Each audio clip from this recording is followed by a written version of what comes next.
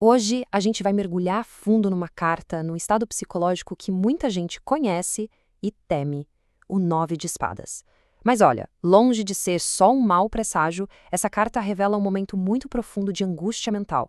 E o nosso papo aqui vai ser sobre como é possível não só entender, mas de fato atravessar essa noite escura da mente.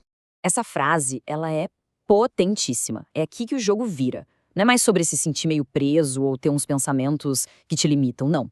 A coisa é que se intensifica. A própria mente se torna a fonte ativa do tormento. É ela que ataca. E para a gente entender bem esse processo, vamos começar explorando o que podemos chamar de a noite da mente. É uma metáfora, sabe? Mas é perfeita para descrever aquela sensação de quando as luzes se apagam e os pensamentos mais sombrios tomam conta de tudo. Olha só essa progressão, é crucial entender isso. Se lá no Oito de Espadas a sensação era de estar preso, de não ver saída, aqui no Nove, essa prisão ganha uma carga emocional brutal.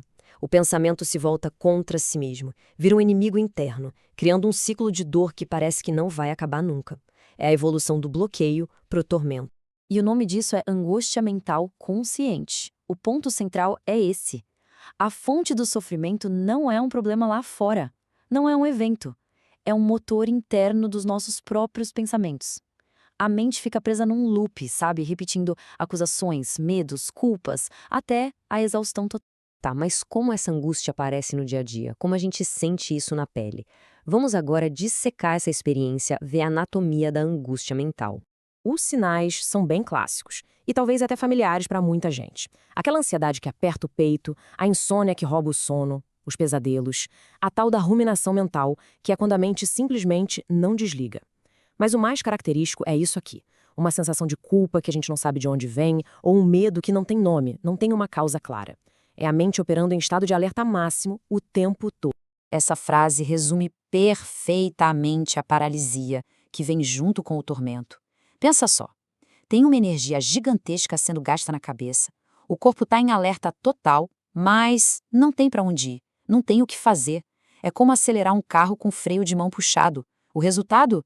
Exaustão completa, sem sair do lugar. E tudo isso leva a gente para uma pergunta fundamental. Se é tão doloroso, por que a mente insiste nesse padrão? Vamos investigar a fundo o que é essa armadilha do pensamento. Pois é, essa é a pergunta de $1 milhão, né? Por que um mecanismo que, em tese, foi feito para nos proteger se torna o nosso maior carrasco? Parece não fazer sentido nenhum, mas, acredite, existe uma função psíquica por trás de todo esse sofrimento. E a resposta é surpreendente. Essa dor extrema, essa angústia toda, serve a um propósito. Um propósito bem duro, mas importante. Ela vem para mostrar de forma explícita o preço altíssimo que a gente paga quando acredita que nós somos os nossos pensamentos. É uma lição radical sobre o perigo de se fundir completamente com o fluxo mental. E aqui está o grande paradoxo. A nossa reação instintiva é tentar pensar numa saída. Vamos analisar mais, ruminar mais, procurar uma solução na lógica. Só que nesse estado, a ferramenta do pensamento é a própria causa da dor. Então, usar mais dela só aperta o nó, só aprofunda o buraco. Mas, e quando não se consegue sair desse ciclo? Quando essa lição não é aprendida? Bom, aí a gente entra no que podemos chamar de a sombra da autopunição. Quando esse estado não é integrado, ele se cristaliza, vira crônico. A pessoa passa a viver com um juízo interno, uma acusação constante na cabeça. O medo deixa de ser algo que se sente de vez em quando e passa a ser a própria identidade. A esperança vai embora e fica aquela sensação devastadora de que algo fundamental está quebrado por dentro. E, veja bem, isso não é só uma descrição simbólica, poética. Na prática, clinicamente, essa sombra tem nomes bem conhecidos. Transtornos de ansiedade generalizada, depressão com forte ruminação, pensamentos intrusivos. É aqui que o sofrimento silencioso encontra um diagnóstico. Mas, felizmente, existe uma saída. A noite não dura para sempre. E é por isso que a gente vai agora para a parte mais importante de todas, o caminho da integração. A jornada para fora dessa escuridão. O primeiro passo, a primeira luzinha no fim do túnel, é esse insight, essa compreensão fundamental.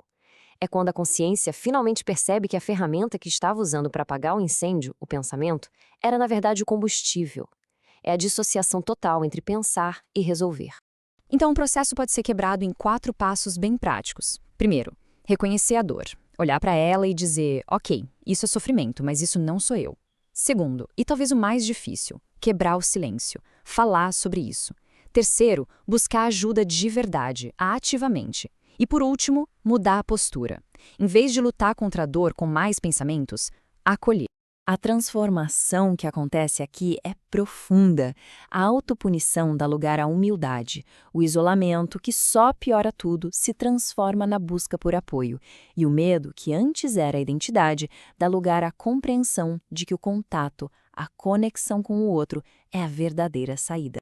E essa transformação toda nos leva a um conceito final, que é o grande aprendizado que emerge dessa jornada tão dolorosa, a humildade psíquica. E o que é essa tal de humildade psíquica?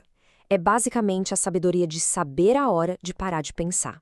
É reconhecer que a nossa razão tem limites e que, às vezes, a atitude mais inteligente e corajosa que a gente pode ter é admitir que não dá para resolver sozinho e pedir ajuda. Ao atravessar essa noite, a gente aprende lições valiosíssimas para a vida. Aprende a identificar e frear o ciclo de ruminação.